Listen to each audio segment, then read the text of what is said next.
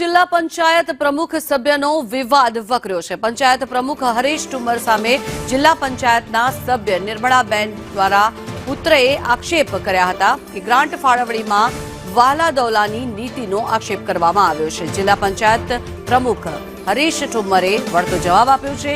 એક જ વર્ષમાં ₹28 લાખની ગ્રાન્ટ ફાળવી હતી। આ પ્રકારની વાત હરીશ ઠુમ્મર દ્વારા કરવામાં આવી છે।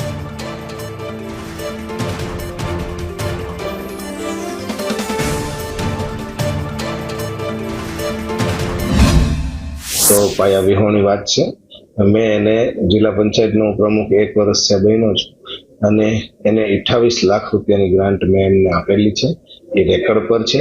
24-25 नाणा पंचमांथी एमने 20 लाख रुपया आप्या छे अने रेती कणकणमांथी एमने 5 लाख रुपया आप्या छे। स्टेम्प ड्यूटीनी ग्रांटमांथी पण पैसा आप्या छे। एम करीने 28 लाख रुपया नाणा मैंने आपी दीधा है। अने एनी पहले अगाउमां पण मारी पहेलाना जे पूर्व प्रमुख छे एमे पण घणा पैसा आप्या छे अने विस्तारना विकास माटे अमे नाणा फाळवता होईए छीए। એટલે એવો કોઈ અન્યાય કરવામાં આવ્યો નથી।